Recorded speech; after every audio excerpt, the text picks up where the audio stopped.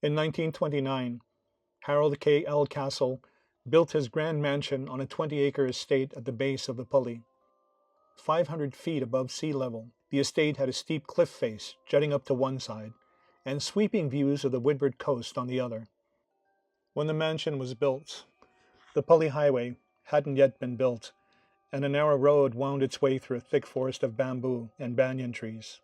That little road crossed over Kahanaiki Stream before opening to a wide courtyard exposing a grand home that seemed to be magically suspended from the slopes of the Pali. The 25-room mansion, its supplementary buildings, garages, kennels, and mountain road were built at a cost of about $300,000.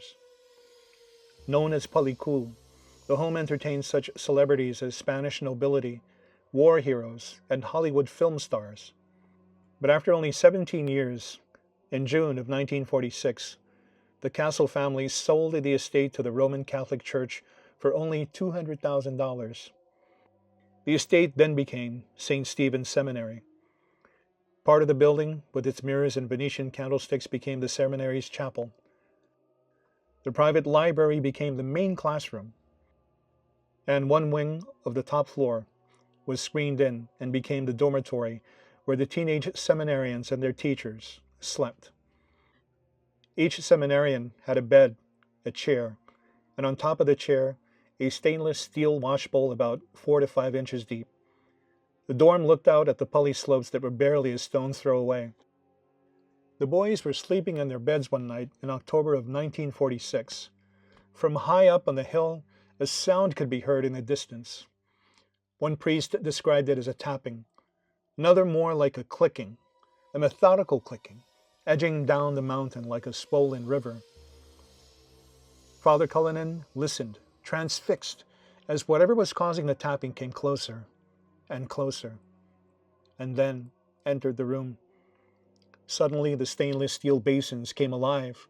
The tapping rattled the bowls up and down the row of beds faster and faster. Then the tapping went back up the mountain. Father Cullinan watched as this happened at several times that night. The clamor was so loud that it woke the young men from their slumber, all except one. This one young seminarian slept through the entire racket, but he was not left undisturbed. His neck started to swell up to the size of a grapefruit. Father Cullinan put a crucifix next to the boy's neck, and the swelling subsided. The presence responsible for the earlier tapping came to a stop at the boy's bed. Father Lynn and Father Cullinan watched in horror as the boy's body was pushed deep into the bed, then brought back up, over and over again. He didn't levitate or actually leave the bed.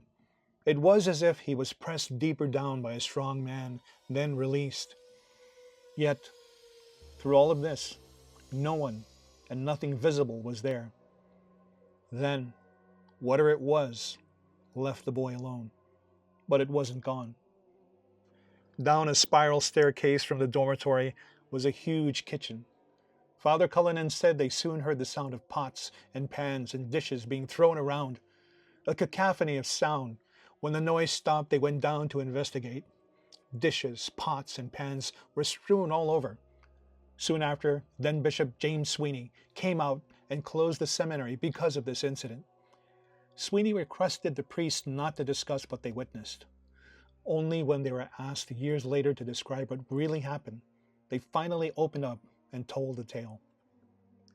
In 1961, retired Bishop of Honolulu, Joseph Ferrario, said he understood a blessing was done, but it probably wasn't an exorcism. The boy, who slept through what has now been termed a diabolical obsession, never returned. Seminarians have long talked of attacks by levitating pencils, of doors that would stick on one side but not the other, of pots that rattled without cause. Even lay people who work at the religious institution talked of feeling a presence, hearing a voice, having something press against them. We hear about diabolical possession all the time. It's in books and movies, it's everywhere. But diabolical obsession is a bit different. There is no taking over the body and causing harm within the person. According to the Church, diabolical obsession refers to the hostile action of the devil or an evil spirit besetting anyone from without. In this instance, the clattering of bowls and dishes, the pressing of the boy into his bed. Now, this isn't just a ghost story that has been passed along. Whatever happened at the seminary, according to Ferrario, happened. There's no question about that. It was real, he said, told and corroborated by prominent men in the Roman Catholic Church. Eventually, the seminary was closed, and the place became St. Stephen's Diocesan Center. It serves as the residence of the Bishop of Honolulu and houses various offices of the diocesan curia. So what was causing all the ruckus? Why did the Castle family sell their sprawling estate only after 17 years of its creation? And why did they sell it to the church for $100,000 less than what they spent to build it? Was the family at Paliku having supernatural experiences before the sale? Being at the foot of the Pali, was the mansion built on the trail of the ghostly night marchers?